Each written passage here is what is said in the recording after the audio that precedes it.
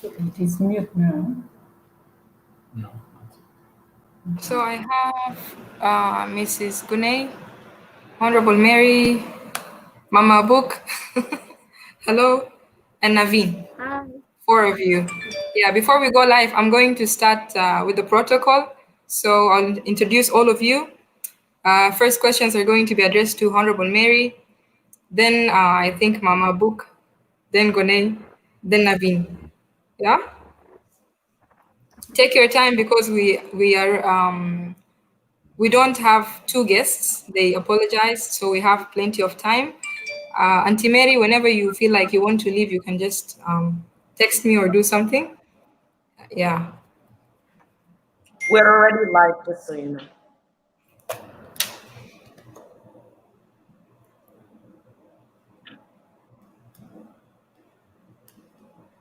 Are we live? Hello, guys. Hi. How is everyone? Good morning, good afternoon, good evening. Today, on behalf of the South Sudan Women Intellectuals Forum, I welcome all of you. Today, we are going to discuss South Sudanese women entrepreneurship, which is a very vital topic to economic growth and economic stability. This is Achu Costa Gervas from Juba Live. So I have very distinguished guests today with me. I am very lucky to be moderating this discussion. I'm going to start by introducing them one by one. We have live Honorable Mary Gervais Yak. We also have Mama Abuk Makwach, and we also have Mrs. Gonei Lukudu Oro, and we also have Mrs. Naveen Dominic from Canada. Welcome all. A brief introduction to Honorable Mary Gervais. She is currently a member of the National Legislative Assembly in Juba. She was appointed Deputy Minister of Finance after the independence of South Sudan in 2011. Note that she's the first South Sudanese woman to hold that position thus far. Before the independence, she served as the Minister for Human Resource Development in the Southern Sudan. Prior to that, she was a member of the National Assembly in Khartoum. She holds a master's degree. She holds a master's degree in gender and development from the Institute of Development Studies, University of Sussex, UK, and the bachelor in honors in economics from the University of Khartoum, Faculty of Economics and Social Studies. Welcome, Honorable Mary. You can unmute if you want to say something.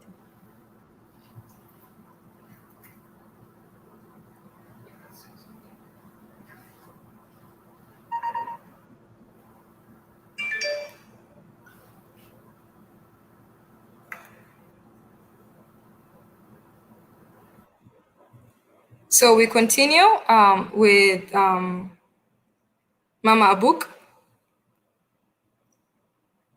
Mama Abuk is currently the chairperson of South Sudan Women Entrepreneurs. She has a diploma in pharmacy technician. She's also the former chairperson of SPLM Women's League to North America. She is also a former chief account of Juba Telegraph newspaper. She's the founder of Women's Movement Against War in South Sudan. She's also a member of East Africa Chambers of Commerce, located in Dallas, Texas. She's also one of the organizing committee members of the SPLM convention in 2008, and she is one of the delegates to the SPLM convention in that same year. Welcome, Mama Book. Our third guest is Mrs. Gunei Lukudu Woro. She's a financial services expert. She's also a financial analyst. She works, she offers her knowledge and expertise to all these financial institutions that are in need. She is educating her clients about financial importance and financial literacy among the other services that she offers. Um, she also runs a home-based business in which she designs South Sudanese T-shirts, wall locks with the South Sudan flag, other arts and crafts. Welcome, Mrs. Gunay. Yeah. Our last distinguished guest is very young, I think the youngest. We have Mrs. Naveen Dominic. She's a multiple awards winning South Sudanese entrepreneur and philanthropist. Naveen Dominic is what success story made from. So, refusing to be defined by her painful past, Naveen decided to build a legacy of her family and community and took the beauty industry by storm with launch of Naveen Dominic Cosmetics in 2014. Using her knowledge and expertise in the fashion and beauty industry, Naveen has developed a water and minerals-based makeup and formulated a skincare line for healthy, beautiful, and breathable skin, fit for every ethnicity. This is wonderful. So her products are manufactured in a state of the art facility, and her formulas give a natural celebrity glow. Drawing strengths from her passion of freedom, unity, and equality, and wanting to give back to the community, Naveen proudly founded the Beauty Response to Cancer, where cancer patients are provided with cosmetic products and wigs tailored to their needs and particular skin sensitivities. Naveen has regularly been featured in various media platforms locally and globally. She is being recognized as one of the top 10 influencing women of the decade in Africa by Global Aviation Women's Choice Award 2020. She also believes that it's not what you do in life, but how you do it. She's proudly carrying her heritage, and she dedicated a collection of foundation and powders palettes called Juba in tribute to South Sudan. Welcome, Naveen. Thank you for the introduction and thank you for having me. You're welcome. We apologize for the delay. I think we were a few minutes late. This is due to technical issues in Juba. So today's topic, like I mentioned earlier, it's about entrepreneurship and women, particular women in entrepreneurship. I think by beginning to define entrepreneurship, women entrepreneurship is the process where women organize all the factors of production, undertake risks, and provide employment to others. The definition of women entrepreneurship has never been differentiated on the basis of sex, and hence could be extended to women entrepreneurs without any restrictions.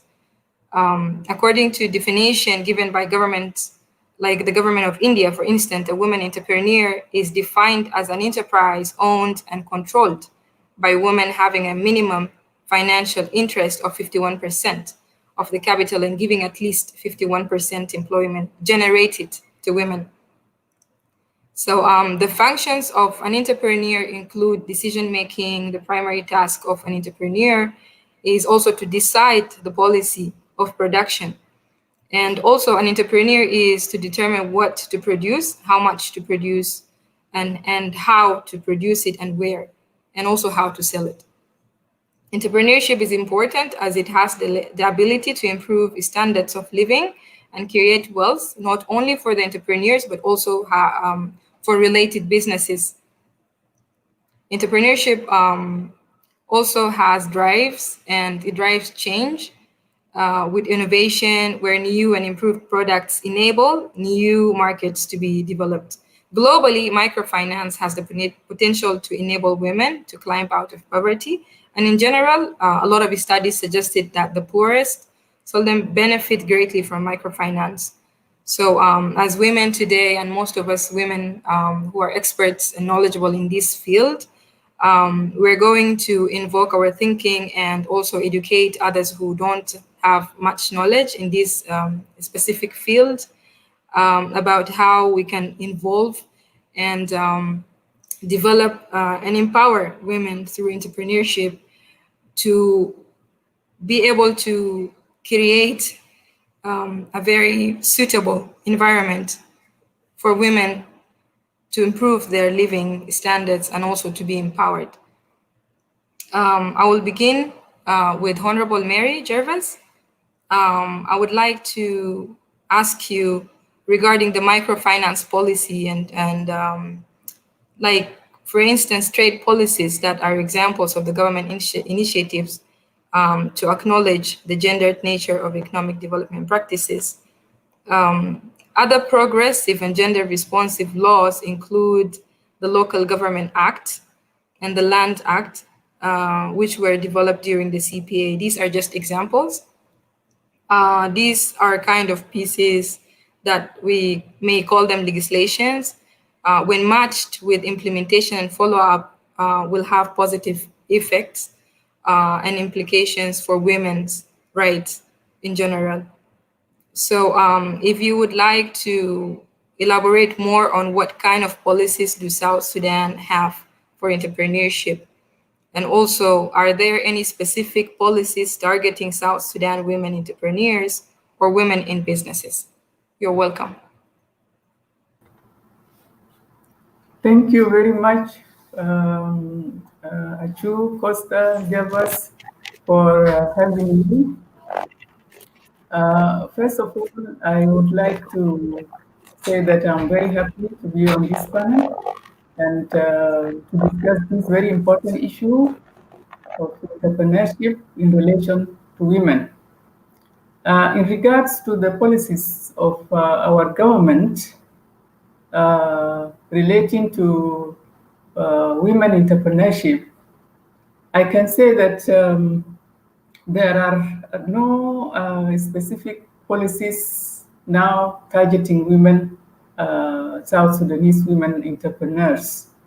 But what I know is that in the revitalized agreement of the conflict for the resolution of the conflict of for South Sudan, there is a clause under a sector called Enterprise Development Funds. That clause says that the government shall establish a Women Enterprise Development Fund. This will provide credit for the women entrepreneurs in South Sudan. And if this clause or statement is followed through and it is transformed into a policy of the government, that will really be a very big achievement, because it means that the women can now be targeted with the policy of improving their entrepreneurship skills and also providing them with credit. And this is where the microfinance institutions can come in. Again, under that Enterprise Development Fund, it is said that the government should establish microfinance institutions so that it can help people who are unemployed or groups of people who want to start a business venture. And you know that majority of women are the ones who are very poor and who always want to do something like business so that they can earn an income. And in that light, this clause also, if it is made into a policy, it will go a long way to achieve a certain target, inclusive of women, because women are the majority people who need to be really supported.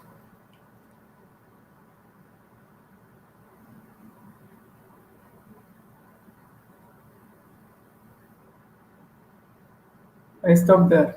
Thank you, Honorable Mary. Thank you. We will come back to you. So I'll now move to Mr. Book Makwaj, Mama Book, South Sudanese women entrepreneurs and microfinance. I want to ask you about the currently existing economic opportunities for women in post-conflict South Sudan, revolving around agriculture, small businesses, and microfinance. Also about access to credit and input and output markets, which is very important, which is a very important indicator of the level of economic growth and economic empowerment of the citizens. So credit allows people to invest in enterprises that can increase their welfare levels. However, this might not be the case in South Sudan. I would like to ask you, who are the women entrepreneurs in South Sudan? And what kinds of businesses are they mostly involved in?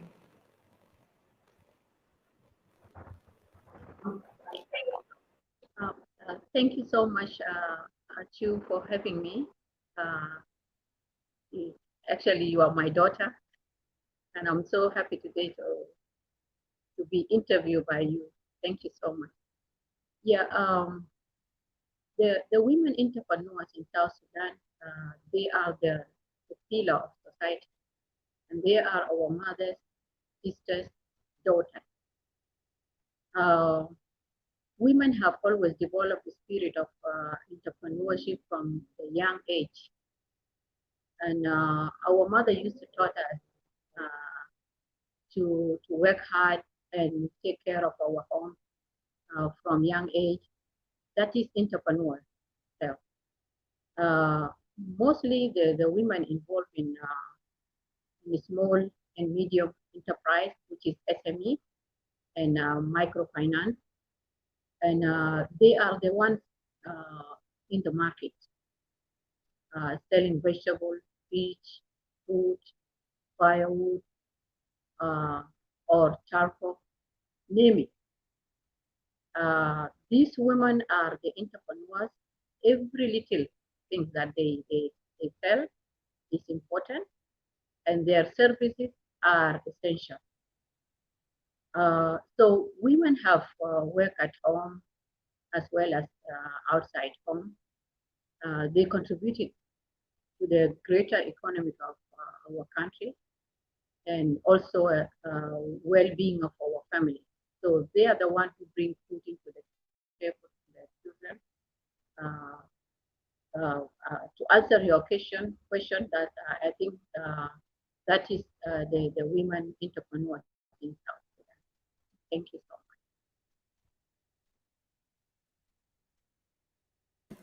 much. Thank you, Madam Abuk. Moving to Mrs. Gunay, who is our expert on personal finances and insurance, if I'm right. Managing income helps you understand how much money you need for tax payments, for example, and also other expenditures, of course. And also, when it comes to cash flow, the increase in cash flows by carefully monitoring your spending patterns and expenses. Tax planning, prudent spending, and careful budgeting will help us keep more of our hard-earned cash. So my question will be, why is managing personal finance an important thing for South Sudanese women, especially those who are in businesses? Thank you, Achu. You know, when it comes to money issues, this is a topic that people find uncomfortable. People don't always engage in talking about money, but it is a very important topic. I believe that by managing personal finances, you take control. You take control of your life in anything you do. It makes you become strong and even strong members of the community. I live in Edmonton. Managing finances is very important for women. We have South Sudanese businesses that are coming up. Like I have Sister Niveen here who lives in Calgary. It's a 3-hour trip to where she lives. We have a lot of young South Sudanese women coming up in business. And it's necessary for us women to manage our personal finances. By doing that, we find strength in taking charge of our lives. Nowadays, we have a lot of single mothers. I've seen it in North America and all this. They need to support themselves financially. Long time ago, men are the only people handling finances. But now, women of nowadays, their eyes have opened. They have businesses and they need to know how their businesses are doing. South Sudanese women have to be encouraged everywhere to be active, to take charge of their finance. It's an important step in negotiating a better situation for themselves in the society, in the community, or even in their businesses, and most importantly, among their families at home. Financial management is a key skill for all business owners, and it's important when we're helping female entrepreneurs to start and run a business. It's a complex skill and it takes time to master. And women in business, they need to start to focus on what is important. Numbers, most women, I can say they don't agree with numbers, but numbers is something that if you know how to count, add, and subtract, you can know how to manage your finances. The only thing that I don't know about businesses in Juba, but the other thing, the advice I could give is just there should be training and support for all these women who are in business, especially when it comes to their financial literacy, their marketing skills. Even your book should be put out before we could even start. The moderator could be the one to market your book so people know. This is an important thing. Yes, she could have spoken about the book. That is a marketing thing, that a technique that we all have to learn. And e-commerce. So there are a lot of things that we need to put into consideration. Me, before I went into insurance and finances, my background was in human resources management. But it is not that challenging. So I decided to move and take something in insurance and risk management. That's where I ended up. Thank you. This is very good. Thank you very much. Speaking about the role of South Sudan Chamber of Women Entrepreneurs, I would like to go back to Mama Book. Are you with us? Do you want to kindly tell me more about the South Sudan Chamber of Women Entrepreneurs and how is it related to the South Sudan Chamber of Commerce? Also about what does it do and who are the members and how do you coordinate your activities?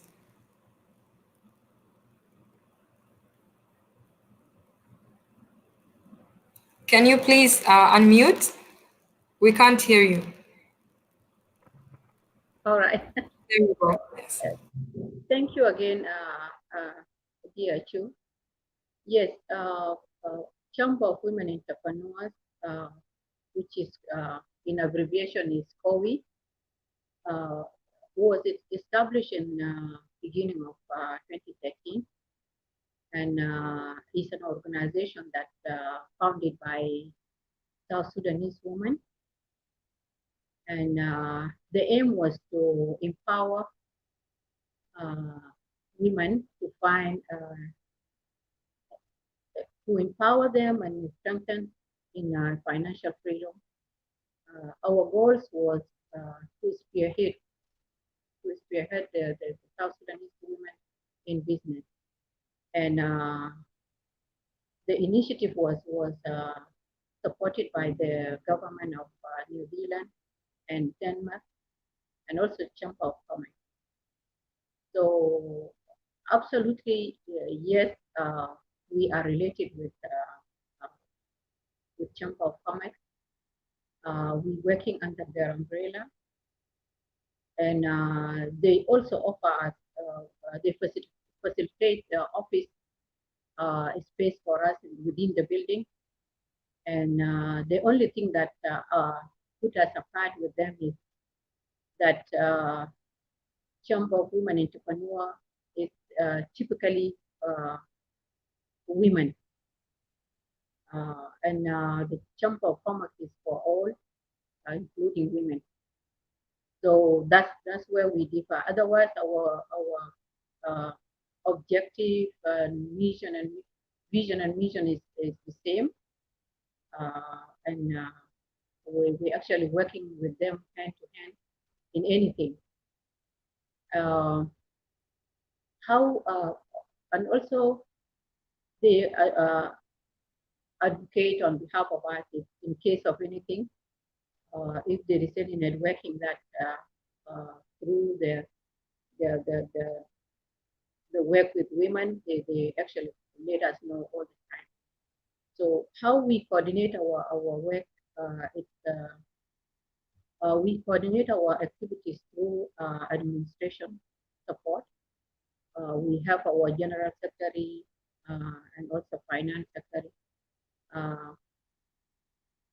They are the one who coordinate our activities, maintaining finance record, providing consistency customer service.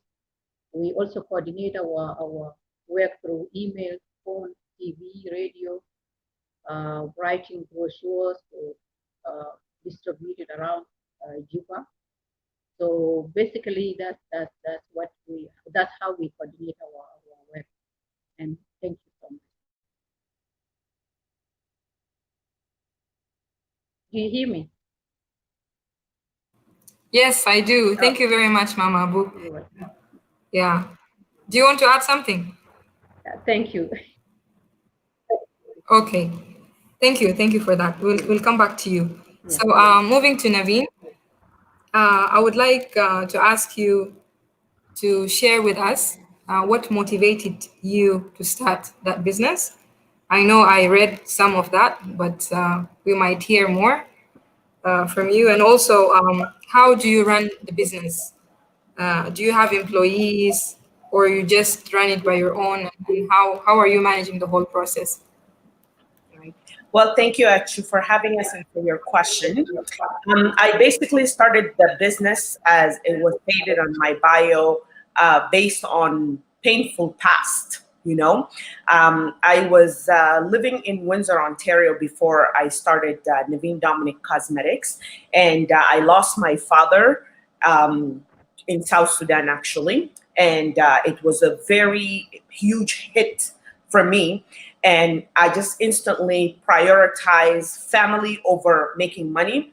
I sold all of my hair stuff and everything. I had 3 different locations in Windsor, Ontario, and another location in Detroit, Michigan. So I got rid of the businesses and I moved to be closer to my mom and to my siblings. I wanted it to honor my father because he really appreciated education and he has always pushed me to strive for higher learning. So I moved to Calgary to further my education, and that's how I ended up at SAIT. And when I finished my marketing course and started a little bit of the finance, I lost my kid's father tragically. He was murdered in Pittsburgh, Pennsylvania. And I just was going through a lot of depression at that time. And Naveen Dominic Cosmetics was something that I was working on for like 8 years at the time, And then I just decided that that was the perfect time to get it going, because at the time I felt like all my kids got is me. So they are watching me. So it was time for me to be a role model for them. And I couldn't slip into depression, quit going to school, even though financial services is very heavy on family. It's a very family oriented content, because we were talking about life insurance, estate planning, and things like that. So even the course material was depressing to me, because that is exactly what I was going through. And the summer of that financial services course, I was taking life insurance, and my instructor was talking about insurable interest. So I was planning to take life insurance on my kid's father at the time, because we have children together, which was our insurable interest. And in the process of doing that, he died at the age of 39. It was such a hit for me. It was such a shock, because I was in the middle of the application. And for the very thing that I'm trying to secure financially for my children, it was just done right then and there. So it was it was a lot of emotion, and I just wanted it to be a leader to my kids, and I wanted it to strengthen myself and reach somewhere that was special, that can pull me out of my depressed situation. So this is basically how Naveen Dominic Cosmetic was started physically, based on those tragedies. The idea of having a makeup company has been also in a tragic way. After we have escaped all of the war and everything from South Sudan, and moved to the north, and then we went to Egypt. I was a young teenager at the time, and like fashion was important to me as a teenager, right?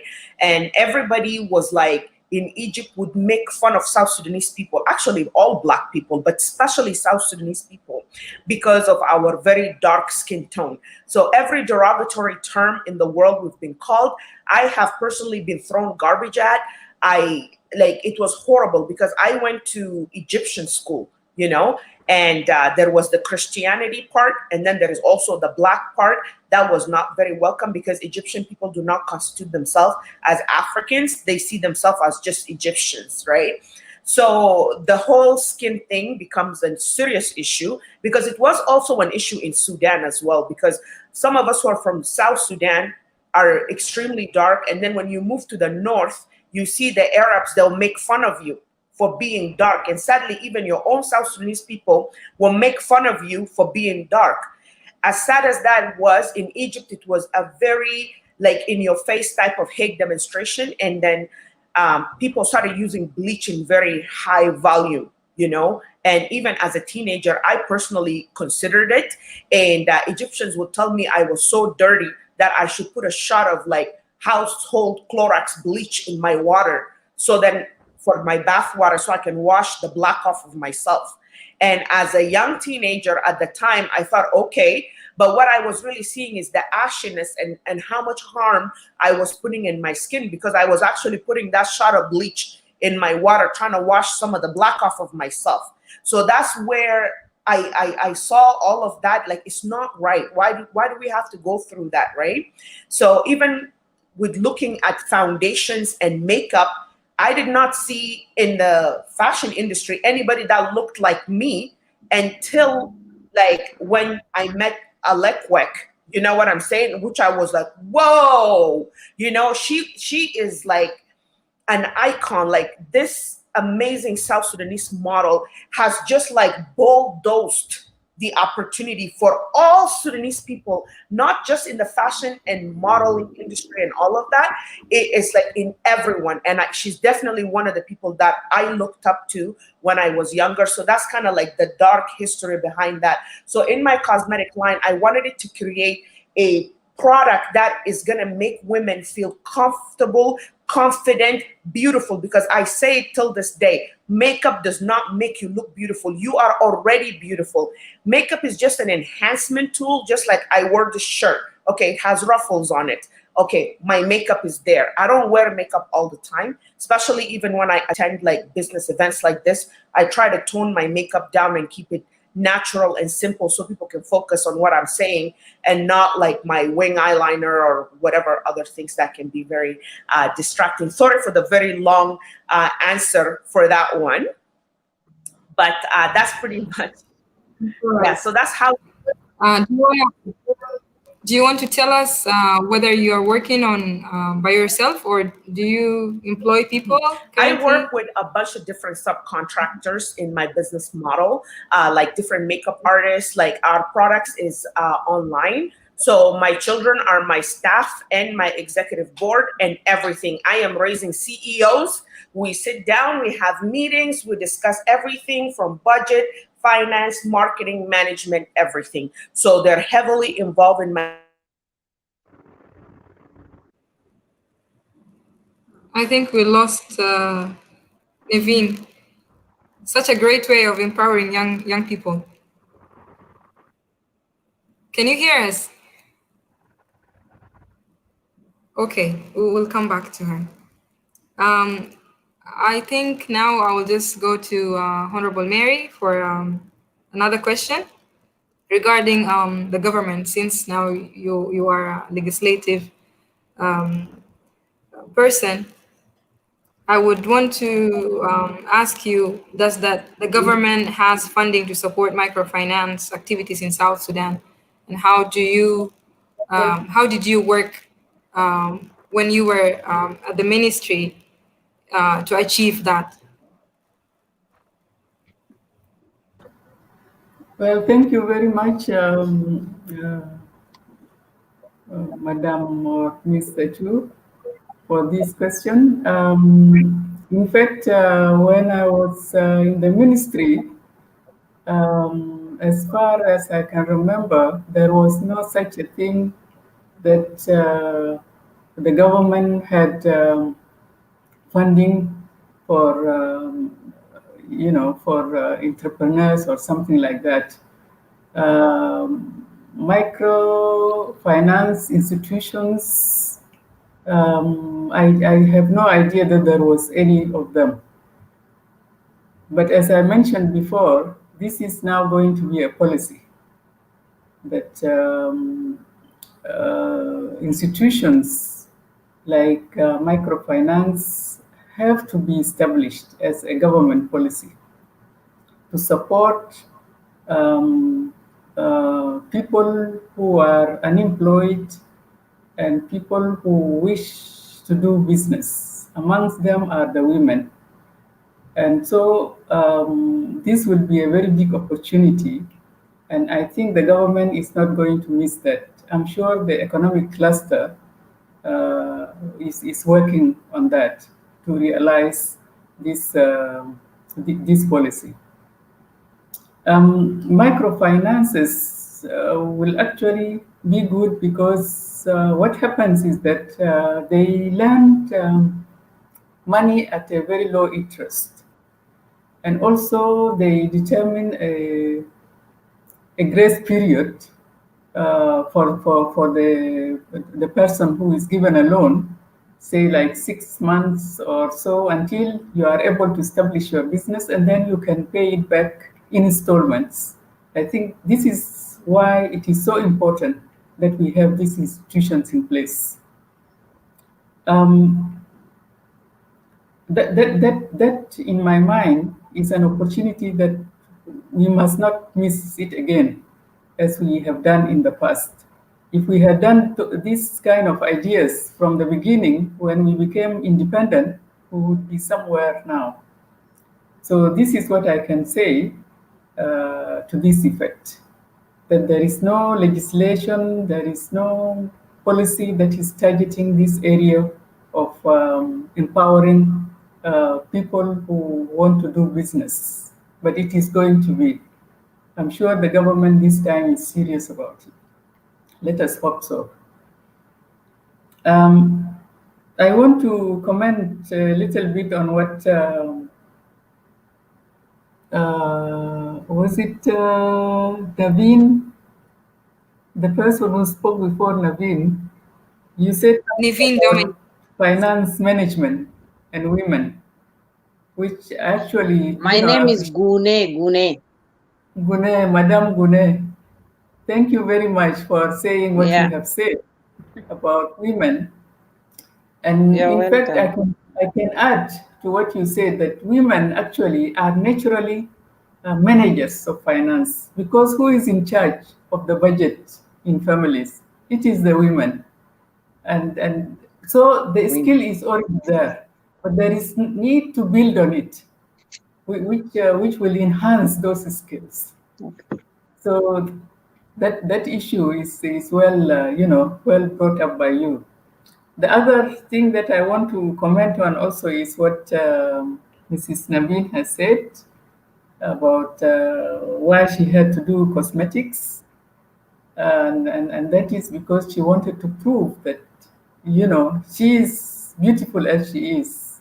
Bravo, Madam Naveen, for saying that. We have to be proud as Black people. We don't need to change our skin to be beautiful. We are beautiful as we are. In fact, I am a fan of Alec, the model. Since I was in London, I used to read about her, watch her, and so on. She never uses any bleach for her skin. And she is so pretty. I'm very proud of her.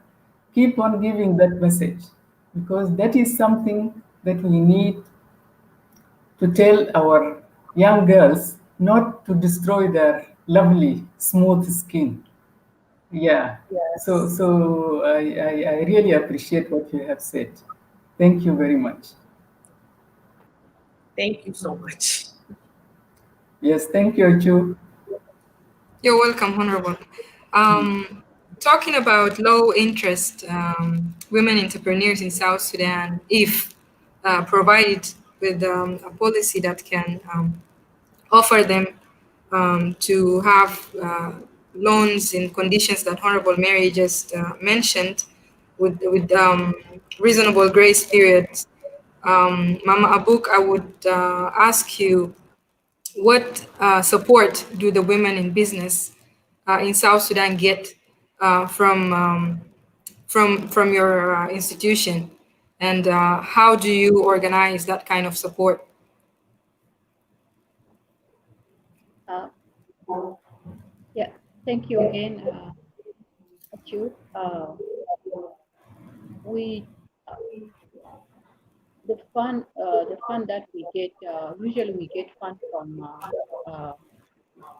World Bank and East Africa Trade Map, and they always facilitate for us the training project, networking with other organizations. And how does the fund reach or uh, reach women on the other state level? We never receive any cash or payment. The fund that we receive always is either through training or project or any activities that we do. That's how we receive, because this organization, they never give cash. So funded is through project all the time. And I think that's it. That's all. Thank you. All right, thank you. So now I'll move to Mrs. Gune. I would like to ask you about your own management in terms of your personal finance. How do you go about that? And if you can also share with us some tips about how financial managers can actually make wise decisions when planning to invest or start up a business.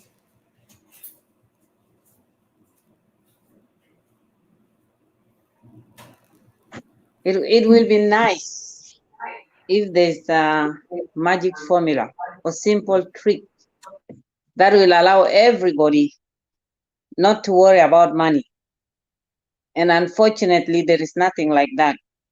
We have to take steps towards that to improve our money situation. And mainly the steps are just easy. This is what I did. I've never known it, but I decided to learn. I went back to college to study about importance of risk management, finances, and all this. So in order for me to know what to do with my finances, because as moms, when children want something, you buy. The next thing you know, we're using bank cards. The next thing you know, you have nothing in your account because we are overspending.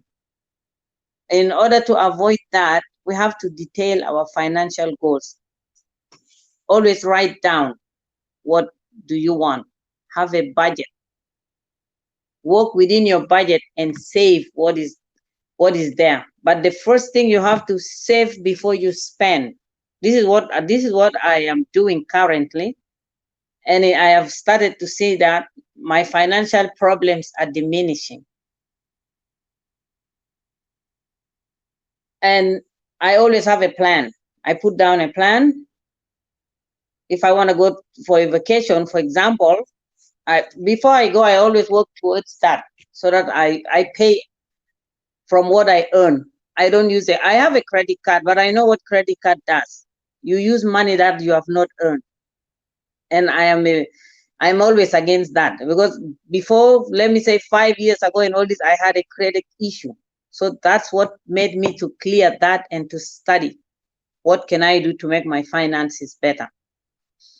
And always creating an emergency fund. 2 or 3 times of your salary, have it saved. Because you don't want to wake up one day and you don't have anything and children are around you. What are you going to do? We live in a place where we have 3 months of summer. Most of the months, the other months of the year, it's winter, very cold. So it means we always bundle up. It's a life of run up and down. But COVID-19 has made us to stay home. And it has even helped us to even save more money than we have saved before. Because we don't go anywhere. No more buying clothes, unnecessary buying. We don't do that anymore. So a budget is the key to financial peace.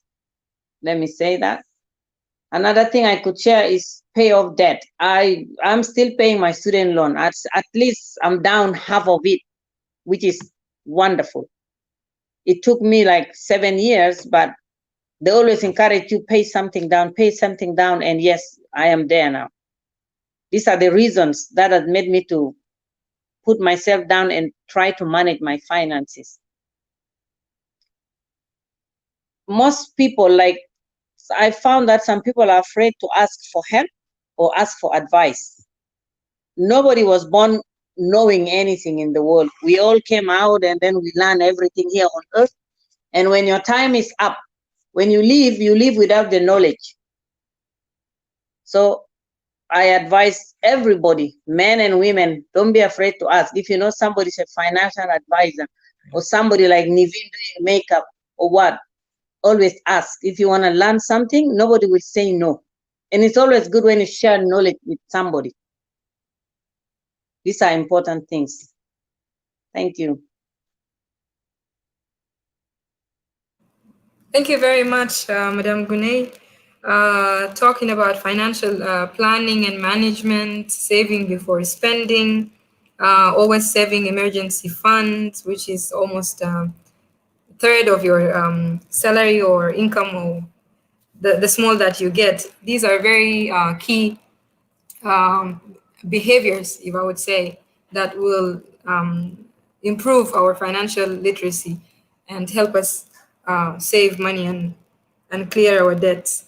So talking about that, I would want you, Naveen, to tell us, how did you get your capital and how are you managing it? We know in makeup industry is not a cheap industry. No, makeup is actually very, very competitive. I actually self-funded this company. I saved up my money and I got it started. I try to use a collaborative approach as well as a barter strategy when it comes to how I can minimize my expenditure, creating a win-win situation where I don't have to come out of pocket with so much. And then at the same time, I am receiving the benefit that I need. I still, use this strategy till today, but I've also been trying to look for funding. I've been looking for different grants that will line up with what I do because I'm an artist. So there's a lot of like art grants. I'm a businesswoman, so there's a lot of business grants. I am also a visible minority, so there are different grants for, minority businesses. I am also a woman. So what I do is I talk to myself a lot, like I have like a vision board, but at the same time, I started defining what the Naveen Dominic brand is, or who is Naveen Dominic, and what opportunities are available for Naveen Dominic based on the identifications that I made, like what I stated, being a woman, visible minority, a mom. That's how I entered into the mompreneur competition, all those different things. So everybody has special things that define them. So as long as you figure out what these are and categorize them and then start lining up resources according to those points, it helps sustain your business and also expand your network. Thank you, Naveen. Mama Book, I want you to share with us who are the actual main funders of the South Sudan Chamber of Women Entrepreneurs, and how does the funding reach women at the state level, women at the grassroots?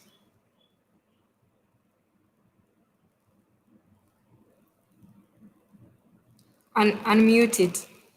It's muted. We can't hear you. Yes. Sorry, can you repeat the question again? My question is, who is the main funder? Who pays the utmost share funding the South Sudan Chamber of Women Entrepreneurs? And how do you channel these funds to reach women at the state levels, not only within the capital? I think you asked that question earlier. The funder, I said World Bank and the trade East Africa trademark. And how do you manage these funds in a way that it can actually reach other women at the state levels? Yeah, thank you again. The fund that we receive is through project and activities and also training. So we never receive any cash from trade East Africa trade mark or World Bank. There is a time that we sign with them the memorandum of understanding, and we receive a check of 400,000, and it was divided by two. So women chamber of entrepreneur received 150, and then Square women entrepreneurs took 250. And it was in terms of project and activities, so it never been a cash. And how do we reach the women under in the state level? Usually, when there is any activities, we invited them to Juba, and the either organization that gave us the activities, they are always accommodate women. They accommodate women and they give them per diem for the time that they spend in Cuba. If we have training or any other activity. So to answer your question, that's how we reach women, because we don't have money except to invite them for the activity that takes place. Thank you. So you mostly engage women through programs? Yes. Yes. Okay. Madam Gunay, I want you to take us through the different types of insurance, the importance of each, if possible, briefly, and is business insurance something important, as for example, life insurance? A lot of women in South Sudan or people in general don't really buy into the idea of insurance.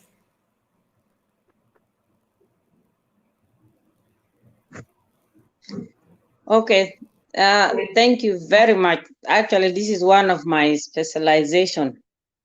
An example is what Niveen said about when they were applying for her husband's insurance. And that's why everything comes to a standstill. When you don't have life insurance and life happens, then who suffers? The mother and the children always suffer. And one thing that we know, women live longer than men. So again, who benefits from the life insurance is women and the children. That's why insurance is a safeguarding. Insurance is a process of safeguarding the interests of people from loss and uncertainty. Life is unpredictable. Things happen. We don't know. People know when they are born, but nobody knows when they're going to die. So this is where insurance comes in. It helps people against fire. We have a couple of years ago, one of our towns here, a small city called it burned down. If the people don't have insurance on their homes, who will help them rebuild? And we have before Cold Lake, a whole city also burned down to the ground. Insurance was the only thing that came in to the rescue. It contributes a lot. This insurance contributes a lot to the general economic growth of the society and provides stability to people. It provides safety and security. And life insurance encourages saving. It protects against the risk. Anything can happen anytime. Sickness can kick in. You don't know what life brings. And we have the types of insurance available. We have personal insurance, we have group insurance, we have life insurance, we have health insurance and property insurance. Personal insurance is insurance that we purchase. This is what most people don't like it because they don't know about it. But if you know the importance of something, you will just go for it like that. Let me give an example. We have so many South Sudanese are dying here in Canada. Most of them, out of people who have died, is only 3 or 4 who have life insurance. That was from either group or individual. Most people, the community always pinch in. Community contributes money so that the community member can be buried. It happens all the time. And mostly is the GoFundMe. People use GoFundMe because it seems like most Africans, it's not only South Sudanese, because this is not in our culture, we don't know about it. But if more people know about the importance of this, who will not have it? This is my one thing that now after this show, I have a Zoom to run to because I'm also talking about insurance to another group. We have health. In Sudan, we pay money, right? To go to see a doctor. Here, you have to have your own health benefit. Insurance kicks in. Dental, you don't pay money unless the dentist wanted you, but you always have to have insurance. Disability insurance, these are the type of insurance we do have. We have auto insurance, it's very important. You don't have insurance in your car, you cannot drive the car. If you can put insurance on a car, why not put insurance on yourself? The person who is working and driving the car. It's better to insure the person and insure your car. See? We have group insurance is provided by the employer. I don't know. I like to ask my sisters in Juba if there is a group insurance provided in all the ministries in Juba. I have seen some South Sudanese insurance. The other one is South Africa insurance, but I don't know what do they offer like benefit for employees. That covers life insurance, disability, health, and pension plan. This is what we do have here. If we have such benefit in South Sudan, it will benefit everybody. We have commercial insurance. This is another type that covers insurance for businesses and other organizations. Like farmers, they do have insurance. If the crops didn't come out good, you get money paid to you. And is business insurance important? Yes, it is important to have business insurance because the financial consequences of a potential mishap can happen and it can wipe out your business. So you need insurance to cover that. An example could be if you have a business, if you're running a food business. I have seen a lot of restaurants in Juba. If a customer becomes ill after eating your food, how are you going to compensate the customer? Here, seriously, you know, Canadians, they can sue you. And then it's now up to your business. Your business will be closed down and all this. But again, you need that business insurance to cover up. If you have a delivery business, this is an example I'm giving you why it's good to have business insurance. If one of your vehicles hits a pedestrian and the pedestrian is taken to the hospital, who will cover that? You are not going to cover out of your pocket, but when you have insurance, you pay out of that insurance. And it mainly depends on what you pay monthly. It's not a lot of money, like what our people always think. But when you don't know something, you're always afraid. Fear of the unknown kicks in when people don't know. But me, I will encourage everybody, like the South Sudanese, let us sit down, let us have like presentations or seminars. I've done it before with other communities because they do call, but our own people, we have one thing. When you support a South Sudanese, we are lacking in that thing, in supporting one another. This is what is not good. It's not going to move us forward.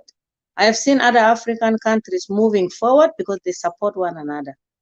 Look at us, life insurance. If I say life insurance, it's a contract between a policy holder like yourself and an insurer. So we have so many companies here. They promise to pay a designated beneficiary a sum of money, the benefit, in exchange of premiums payment in the event of the insured person's death. And the money paid is always tax-free. You're given 500,000, whatever amount you just purchased at the beginning. This is what you are given. But again, this is money that if people know about it, everybody could buy life insurance. And life policies are legal contracts. Life insurance is a good way to protect your survivors and dependents against financial struggles due to loss of your income. And it's always two types. There is the permanent insurance, which means if you have that, your premium price never changes.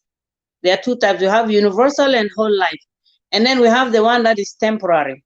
If you have a mortgage, if you have small children, some people just go with the temporary one. It's a term, 10 years, 15 years, 20 years. This is what is out there. Again, I would say, know something, get the time to learn. It's all over the world. I don't know if in South Sudan they do have, but I'm sure maybe the NGOs have it.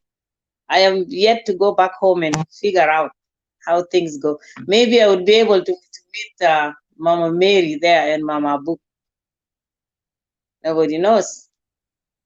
Thank you.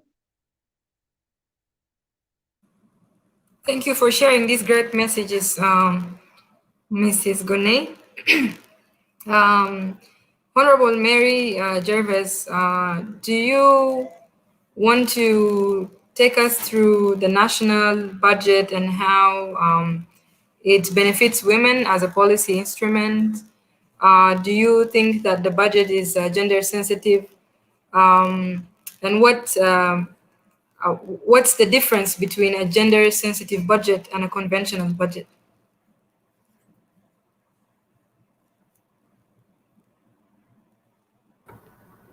Thank you. In fact, the kind of budget that we usually have is a neutral budget. It's just conventional, the old-fashioned way of doing budgets. Gender-sensitive budget is a modern way of trying to let all the stakeholders in the country have their share, especially the vulnerable groups like women and children. Of course, children are appendages of women. It is women who take care of children usually. So what we have is not a gender-sensitive budget, and it is very important that we try to see to it that our budget is genderized, so that women can have their rightful share in the resources of the country. I'm afraid that is still a long way, because when you talk of this kind of gender issues, people shy away from it. But we have to learn examples of countries who have applied this and who are successfully, benefiting their populations. An example of countries in Africa who have applied gender budgeting are Rwanda, South Africa, Ghana, and maybe more. So we have to try also to catch up, because we are not still young, as they usually say that the country is young. The country is new, but there are old people in it. So that is no excuse. Um, that kind of budgeting needs awareness raising to start with. It needs training, especially for men, so that they understand why the budget should be gender sensitive. I will leave it there, but I would like to comment on what Ms. Gune said about insurance. And she was asking whether we have this kind of group insurance in Juba or not. I doubt very much whether we have that kind of thing. There might be some insurance companies for the cars, there are, of course, but for the people, I don't know very much. But these are some of the things, Madame Gune, that when you people take holidays and come back home, you should try to touch base with the right people so that you can enlighten the public about these things. And this is how people progress, as you have rightly mentioned. Because if people are ignorant about something, you cannot expect them to take it up or to change. It is only through awareness raising, enlightening, that people can change. I also would like to encourage Madame Naveen to expand her cosmetic venture to reach other countries, especially South Sudan. I'm sure if you have the ability to expand your products, your business, it will be very lucrative. Some people will buy into it, and that's how entrepreneurs succeed. They become millionaires. There are women who are millionaires now, and they have branches of their businesses everywhere, especially in cosmetics. I was reading about a woman the other day who started her business just as an eye lining and so on, and she has become now international. So keep it up. I would like to encourage you there. I also want to say that I want to go somewhere. So I have some recommendations here that I would like to leave for you people, so that people can think about them. My recommendations go like this: that the government should establish microfinance institutions in all the 10 states of South Sudan. That is one recommendation. The other one is that microfinance institutions should give financial support to vulnerable groups, especially women. And number 3 is that microfinance institutions should develop a training component to build the capacity of women entrepreneurs. So I hope our moderator, Achu, you have taken note of those, and these are my recommendations. Yes, we did, and we're grateful for your presence and your valuable contributions. Thank you very much. If you would like to share with us a final message to our young entrepreneurs and emerging women entrepreneurs in South Sudan, and as a woman leading in the country, maybe you want to share with us 1 or 2 words before you leave. Yes, what I would like to say is that the women actually are the majority in the population of South Sudan, and therefore their contribution is very valuable, very important. They cannot be ignored.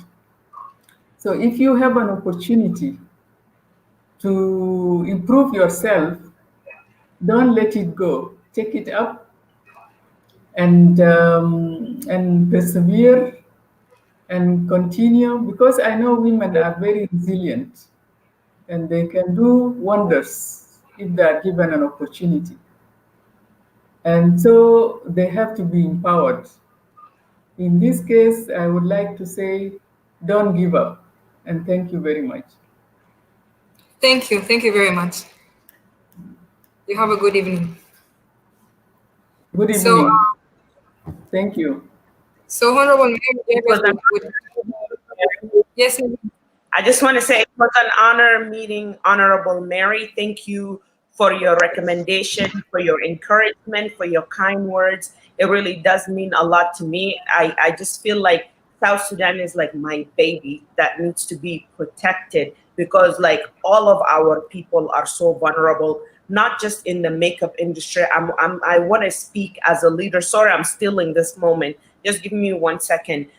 Just living here in Calgary and witnessing the multiple deaths of young South Sudanese youth with a promising future that were not able to really embark on any initiative because of this lack of encouragement and support. And this is the reason why I use my platform as an empowerment platform that goes beyond makeup. You know, I use our South Sudanese girls, like my Juba girls are all from South Sudan. They're all young girls that I take around the world. I've taken them to London in the UK. I've taken them New York, whatever. I take them to these places, even though it's very financially straining on my pocket, but I just want them to see the possibility. I wish if somebody did that for me. So that's what you're doing for me right now, and I really appreciate it. And I'm going to take that and transition it to the other South Sudanese youth, not just in Calgary, but around the world. So thank you very much. I appreciate it. Thank you very much to all of you. It was nice meeting you, and I hope that we shall keep in touch through women intellectual forums. And whenever you are in Juba, please ask for me. You can always reach me through Achu. Thank you very much. It was nice. Yeah, I would love to meet you, Honorable Mary, when I go to Juba. Me too. I would love Yeah. to, so that we can discuss some more. That's good. you people will have to look. For now. Yes. It's easy. I grew up half in Juba, half in Khartoum. I will Thank know. you, Honorable. I have lived in Juba now for 10 years and I love it. Oh, that's good. It is a very nice place. The weather is pleasant, better than Khartoum. Yeah, thank you, That's Honorable good. Mary. Bye-bye for now. Yeah. Okay, bye. Have a wonderful Thank you evening. so much, Honorable Mary. Bye. Okay, bye. Bye-bye. Thank you so much for Honorable Mary Jervis once again. It's been a pleasant having her. We move forward with the discussion back to Ms. Naveen. How are you? We know that COVID-19 has caused a lot, has erupted actually the financial and economic movement all over the globe. So do you want to take us through how you're going about with your business during this COVID crisis? Mhm. Sure. As an entrepreneur, innovation is the foundation of entrepreneurship.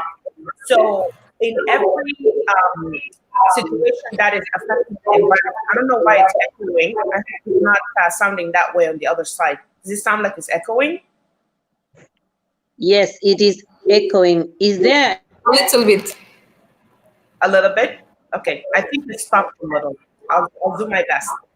So what I've done is I had to stop and look at my business in a holistic approach and look at it from a macro level rather than a micro level. And I actually appreciate the COVID-19 period, not the pandemic, of course, because people are dying, but that period has really allowed us to take a break, you know, and to slow down a little bit and walk away from it and see the big picture. So for me, I had to change quite a few things about my business. I am already online, naveendominic.com. That is my main distribution for my products. And then, of course, at different events.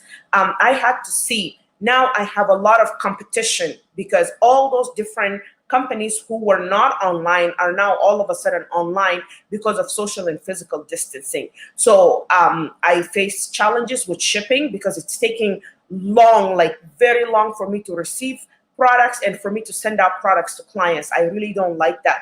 So I came up with how can I offer value that will encourage consumers to purchase in an economic crunch? Because whenever there is an economic downturn, people will buy necessities. They will not buy luxury products such as my makeup or skincare. So what I have teamed up with a company named Suzzle, and what they do is you can buy the products now, and then you have up to 90 days to pay interest free. So that is coming on. We're still wrapping that up on the website. So then now consumers can get a break as well, and then they can buy and support, Black-owned businesses, South Sudanese-owned businesses, and then have that 90-day to be able to pay for it interest-free. So that is really great. And the company pays me immediately the next day in 24 hours. So that is a win-win situation for me, for them, and for my clients. The other thing that I have done is, like I said, there is so much money on the table right now because of the Black Lives Matter as well movement, as well as also the pandemic. So I am trying to take advantage of all of these resources, especially even with mentorship as well. There is a lot of companies that are taking businesses like myself under their wing. So I'm blessed to have a lot of mentors from a diverse background, which is something that's really good. But at the same time, I've looked at other markets outside of Calgary, Canada, or North America. We have a pending launch in Nigeria. My husband is Nigerian, so I've been doing movies in Nigeria because that's something else that I do. I'm a serial entrepreneur. So I look at like my production company, as well as having all that access to the Nigerian market, which is one of the largest Black markets in the world. So I'm starting there, keeping my feet in Africa, in West Africa, with Ghana and Nigeria. So it's just because of the COVID-19, everything is pending, but I'm keeping the conversation going. Like the award that was mentioned, that is from Ghana, and keeping myself relevant in the area where I'm doing business. So I have a lot of ideas that I would love to share with a lot of people. So I just encourage anybody that wants to reach out with me. I have a heavy background in business, both like in experience as well as with my knowledge through school. And I want to use my platform to empower, especially South Sudanese women and youth. It's really important that, people have a hand up, and I am trying to be that hand up for someone out there. Very inspiring. Thank you so much, Naveen. I would like to ask Mama Book the last question before, or maybe you can also conclude with the recommendations. So what are the main challenges that women entrepreneurs face, and what are your key recommendations for women to overcome those challenges?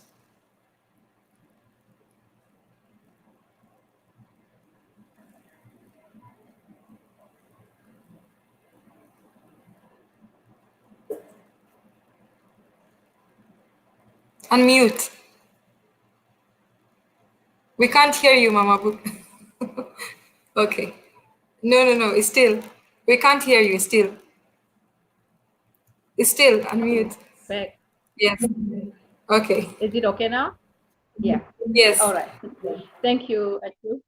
Yeah. The challenges that affecting women entrepreneurs or women in business in South Sudan are a lot, but we'll just number few that affecting us the most. First, the startup venture is a big problem, which is a capital, and also lack of funding is another issue. Also, lack of business plan, access to finance through the either loan or credit. This is it's actually affecting a lot of women, and even if they take training, so there will be always an obstacle of getting money. And I think this is the issue that's facing us, and we need to look at it on it. And I'm so glad that you are in South Sudan right now, Achu, in the area of business. We need to sit down one time so that we can tackle this issue and how we can, support women in the issues of finance. Otherwise, how we can overcome it is through the ministry. We need to talk to our government, as Honorable Mary put it. The allocation of funds, it has to take place, because South Sudan is the only country that women are facing issue of funding, and we don't want to, hold hand out with a foreigner all the time. So I am faithful that it will happen soon. If we put our hand together with youth in business and women in business, I think things will work out properly. So, and also the issue of allocation of hard currency is another issue that affecting women, because whenever they wanted to travel to get their product, it is so difficult to get dollar in South Sudan, because dollar became a resource in South Sudan. It became you call it in Arabic sila. So it became itself a business. So the allocation of dollar is very important to business women. And I think that's all for me today, unless if there is any other question. Thank you. Thank you very much for highlighting these important points, particularly the last one about dollar trading and the black market, which is actually causing us a lot of financial instability in the market, and the inflation and deflation. It's very sad, actually. Last question, Madame Gunay. Would you like to share with us the challenges affecting women in managing both personal and business finances? And maybe also tell us about your key recommendations that you think might help in overcoming those challenges. Okay, thank you, Achu. Owning and running your own business, I can use Niveen as an example. These are challenges, and then when you overcome it, you have become a role model to all women. Running your own business can be a real challenge for us women. Having a clear focus on your business and planning is very important for financial management. It may seem simple. If somebody sees you doing it, they will think, it's simple, you're driving here and there. But at the first place, you have to sit down and know the details. And the problem that holds us back is always it's due to our social and cultural reasons. We have families to take care of. We have a lot of things. And when it comes to accessing funds, it's not only in South Sudan that women are underfunded. Even here in North America, women are underfunded. And the women are struggling in any field. And men always take the credit for anything. I'm not against men, but if you sit down and see, even where I work, it's a male-dominated industry. The financial industry is a male-dominated one. But what happens? I work, I come home, I have a family to take care, I leave other things. But if it is a man in this field, he would be there 24/7. Like women, we don't do that. We have to balance between our business and our family. And the other thing that we also face is the coping with the fear of failure. Because if you start something, people are watching you and people want to know how you're going to do it. And you are like, okay, let me keep going. Let me keep up with my business.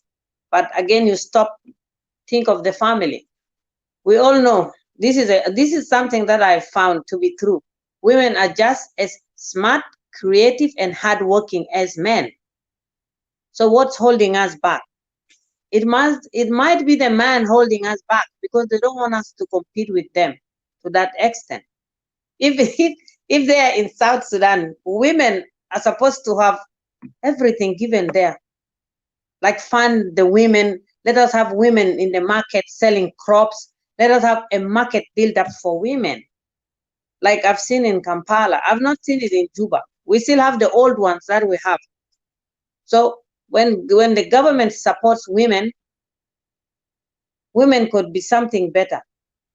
And women could, we actually manage most of the finance. Even those women who are not educated, even let me say those are our people in the village, they still learn to take care of the family. So women are lacking in capital. I don't know how it's gonna be.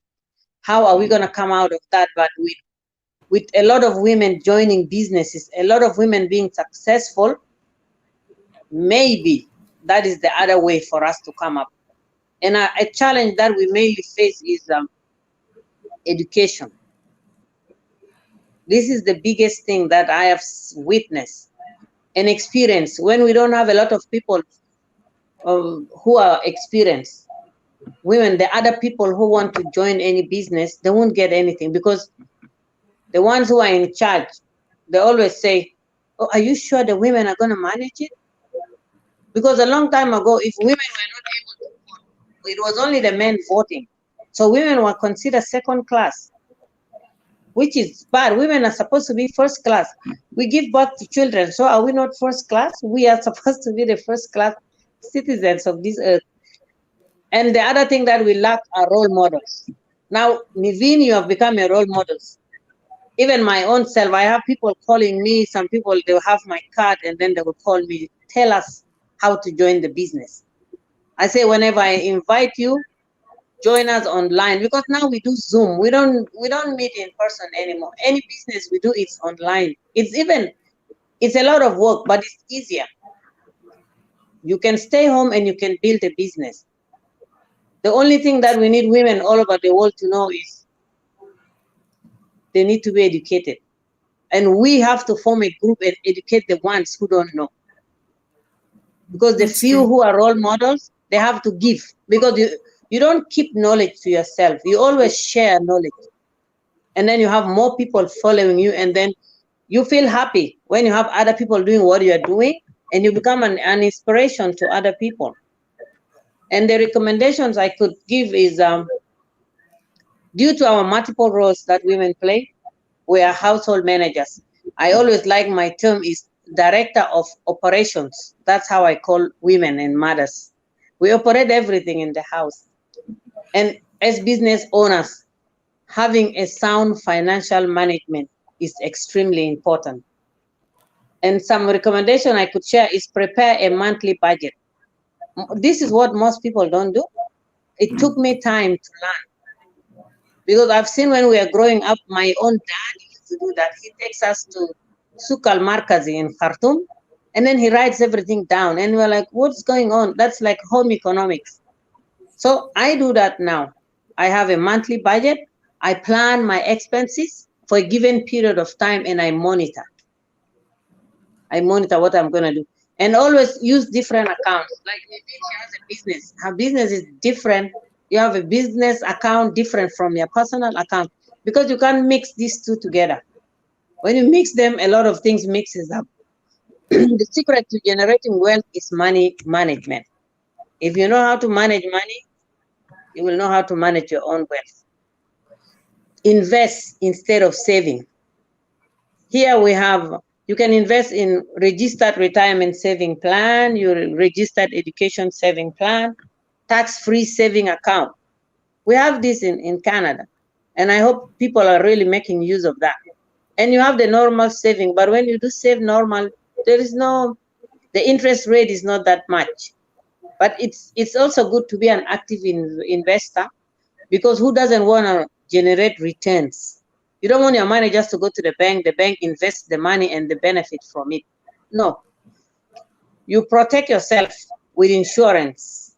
Have an insurance business, have life insurance, have critical insurance. Sickness happen. Nobody knows when they're going to get sick. This is what I always say, life is unpredictable at all times. You don't know when things happen. And most importantly, always create an emergency fund. For people who don't have disability insurance is kind of similar to emergency fund.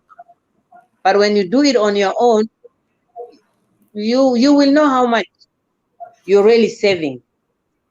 Increase added value, the value of what you generate.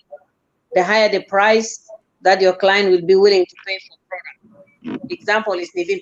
Similar to what I do even. I meet people online nowadays.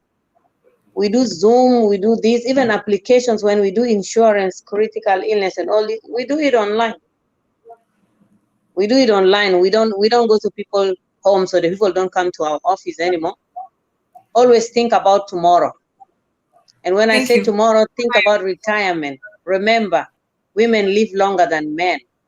That's true. So you don't want to run out of your retirement saving and then you suffer in the end. Right now, as I speak, if you go to one of our stores, supermarket like Walmart, we still find seniors who are coming back to work because they've run out of their retirement money and they have not saved from a long time ago.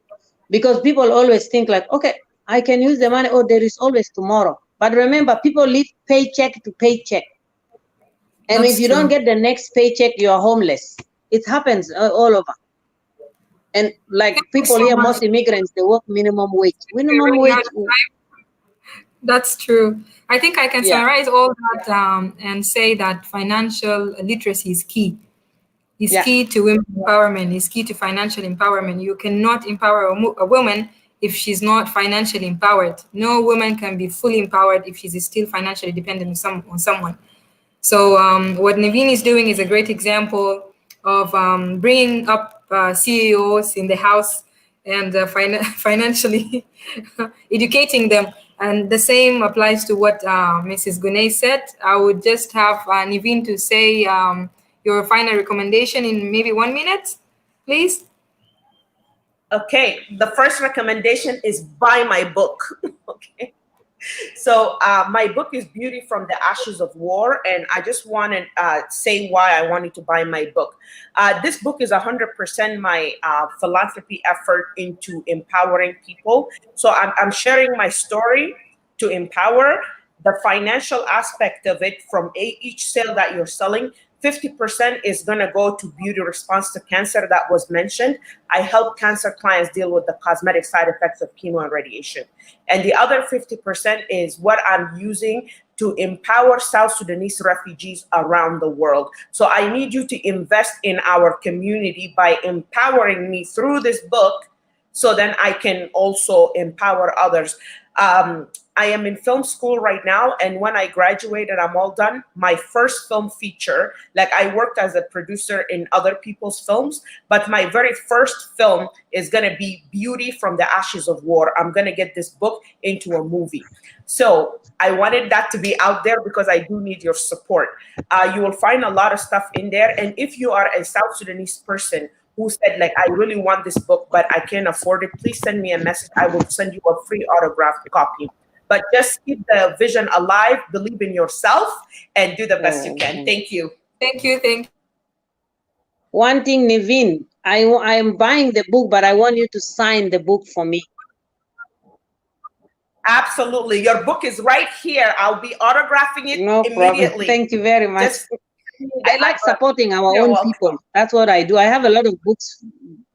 Likewise, I was just going to say that, I'm sorry, you said 1 minute. I'm trying to say it fast, but please, this is very important. I have been trying to think, with the whole Black Lives Matter movement, how do I take my dollars and put it where it needs to be, which is in the Black community? And for me, even furthermore, in the South Sudanese community. Unfortunately, there isn't a lot of us that are doing like things that are, say, in Calgary, but just with Edmonton, I am looking to follow up with you, Sister Gunay, just in terms of seeing what you can do for me and from my business, because I will be transferring. It's the same money. It's coming out of my pocket no matter what. And I don't owe these people anything. I don't have to be their client. And if I can be your client, I would rather be your client than their client. And that is how you empower your community, by supporting, not with your words, but by action. So I'm done now. Action. That's amazing, Maya. Thank you very much. Thank you so much. There's also one key thing that I want to mention in economics. We call it capital mobility, whereby you have a capital when you're starting a business. You need to be able to effectively monitor your capital and how, like direct it and channel it. It's very important because when you don't have a full capital mobility, money can just running out, without any efficiency or without actual results coming back to you. You won't benefit. So this is very important. Thinking of how you can actually put in your dollars and channel them effectively to actually, inject back in your business again and then empower other people. Yeah, this is another way of saying, please, buy in the book. If you can't afford buying the book, please also visit her website or text her or send her messages on Facebook, on my Facebook. And she's very inspiring. Thank you so much, Mrs. Gunei Lukuduworo. I appreciate you're welcome. today. It has been very informative and fruitful discussion, and I hope we continue with that next time. Sorry for the inconveniences that happened in the beginning. I was a bit, there was a bit of tension with with my Things laptop, happen. and yes. Mama Book, thank you so much. I know we have been delaying our meeting one-to-one. Forgive me. We're going to do it definitely before I travel. And I'll contact you in person. Thank you so much for being with us today. I learned a lot, by the way, about the women entrepreneurs, the South Sudan Chamber of Women Entrepreneurs. Yes, and I'm looking forward to meet all of you again online. Forgive me if I miss something or I'm not an anchor or something. I'm just trying my best. And you did a good job, by the way. We all learn. We all learn, so don't worry about that. You did amazing. Mm-hmm. Thank you so much. Yeah. Okay, bye. I will do that afterwards. Okay. Yeah. If anyone has more information to put, please post it on the page. Okay. Sounds good. Yes. Thank you so much. Yeah, that would be good. Thank you very much. All right. Bye-bye. Yeah. Bye.